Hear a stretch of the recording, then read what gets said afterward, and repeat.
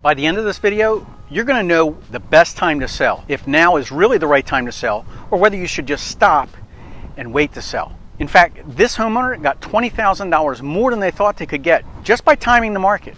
They went from struggling to know what to do to getting more traffic through the door in just a 30-day period. And the same thing can happen to you, as long as you follow these tips and you know what to do. So in this video, I'm going to show you A, if it's the right time in your local market, B, some of the hidden expenses and how to save and profit, and C, I'm also going to show you the pitfalls if you decide to sell right now.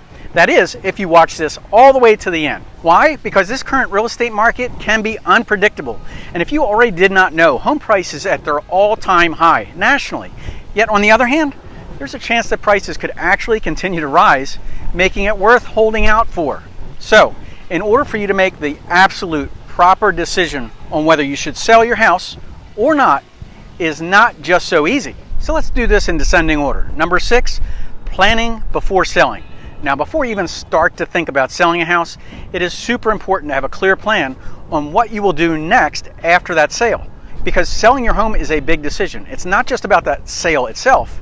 You're also going to need to consider where you're going to live after the sale and any overall change to your personal lifestyle. So ask the question, what are you going to do after you successfully sell that house? What's your next step? And I'm going to discuss that in depth in a minute. Number 5, understanding the local housing market. Now, you really do need to understand your local housing market, and I'm talking thoroughly, before you decide to sell your home. Because the housing market can really vary widely depending on different regions and can be even drastically different on opposite sides of town.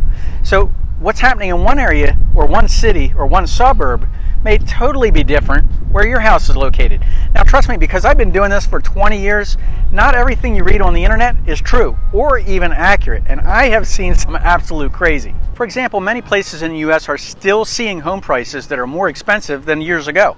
And also there's a decent chance that prices may go up even higher in the future, especially in areas that are in high demand. So let me explain. The macro level of real estate involves general local market, while the micro level deals with a specific neighborhood. So let me show you exactly what I mean. A, here in Myrtle Beach, South Carolina, where I am today on the ocean front, we're seeing condo prices trending slightly lower. Now this could be due to the additional financing overlay restrictions, limited banks who will finance these properties, and make it harder for the average person to get a loan on this type of property. Or it could be the HOA fees are causing some buyers to hold off.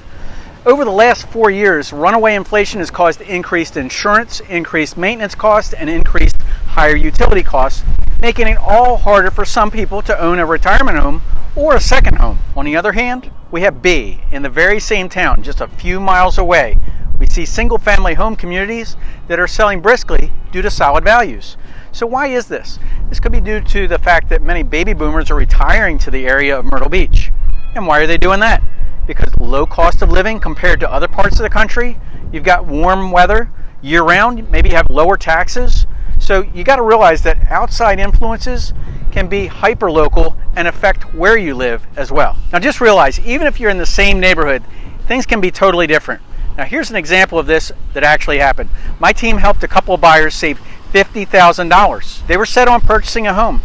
They picked it out from the builder's new home website. It was beautiful. They called our buyer team to show them that house. But when my team met with them, they showed them not only that house, but the same exact floor plan with a better community, in a better location, and even a bigger size lot. So the representation that you choose as a buyer or seller can give you a completely different outcome. Number 4, consider all the hidden expenses. Now this is super important to consider all the stuff that you may not thought about. All that's involved in the selling process, including repairs and staging costs of the house and moving costs and realtor fees and taxes. I mean, if it's an investment property, taxes, you might be subject to capital gain taxes on your property. And if it's your personal residence, you might be limited on the amount of taxes that you're actually exempt from if you're in a higher income or a higher price point house. Now, if you're single or married, that makes a difference as well. And I did a whole video on taxes when you're selling your house and how to pay 0 capital gain taxes. So you might want to check that out. It's here on this channel as well. Now, there are a few pitfalls that I want you guys to avoid. Number 3, buying and selling another property. Now, let's say that you've decided to sell your current home and then you're going to go ahead and buy another property. So it's essential to be aware of the potential challenges that you may face because it's not always as simple as it seems. Like I said earlier, the housing market isn't the same everywhere. Prices are still skyrocketing in many markets, especially in the affordable price ranges. Now, in popular areas, inventory is still low, which means there may be fewer homes available in certain price points, because this is going to make it more difficult to find the right property if you're on a tight budget. So you really want to make sure that you don't end up being homeless. I've seen this happen before and you don't want it to happen to you. So make your plans to move into your new home as soon as you sell your current one. And something you might want to consider is a contingent sale to protect yourself in a tight market if you can't find an affordable property to replace your current sale. Number 2, keeping the property and go ahead and rent it out. I mean, if you're in a good school district or a good area and you've decided not to sell your house and you're waiting for prices to go higher, renting out your home could be an option and can be an excellent way to make additional cash flow.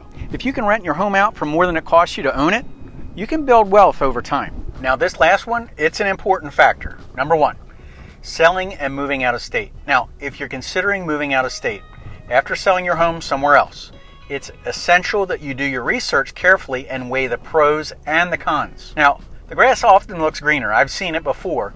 If you look at it on the phone, on the internet, so you don't want to decide to leave a state and start living somewhere else just because you saw a house on Zillow that looks fantastic. So what's on the internet and reality could be totally different. And this is a huge mistake that I see over and over and over again. So when I say research, I'm not talking about a Google search about what somebody said on the internet. I'm talking about research. And I don't mean what somebody said on Reddit. I'm talking about seeing it, feeling it, touching it. So when you fly into town to look around and you go to new home communities and talk to the builder representative who's on site in that new model home, they're actually salespeople who want to sell homes and work directly for the builder. They're not working for you, they're working for the builder in the builder's best interest. Another huge piece of advice is next, don't go to the bar after a long day of your drive around and listen to what the bartender is supposed to know about real estate. The better question is, why are they serving drinks behind a bar for tips and then giving real estate advice? So nothing against bartenders, just talking about actual, trustful, truthful, knowledgeable expertise and experience in that local area. So when you're selling, you want to create a checklist that you can go through before listing your house for sale. So you want to take out a piece of paper, make 2 columns. On one side, you're going to write down all the pros. On the other side, you're going to write down all the cons. Then carefully decide which is best for you, your local area, and your personal scenario. This is the best way to do it. The other thing is the local expert that you choose can help you get the most accurate info on your home and what it could bring, what you need to update, what you don't need to update, what you should expect at the end of the day, how much money in your pocket after all expenses, how long it should take to sell. This is all good information to have before you make any hard decisions on whether to sell right now or to wait. So I hope this information was helpful to you. Please let me know in the comments or share it with somebody you know who could use this helpful information. I'm doing these videos for you guys. So have you made your decision to sell your house? If you have, my team would love the opportunity to work for you and help you through the selling process because there's a lot of moving parts here. I'm Jerry with Jerry Pincus Real Estate Experts. My real estate team is here to help you find your hidden gem and help you to avoid those pitfalls that are costly. So give us a call at 843-839-9870. And until next time, stay happy, stay educated, and I'll talk to you soon. Take care, guys.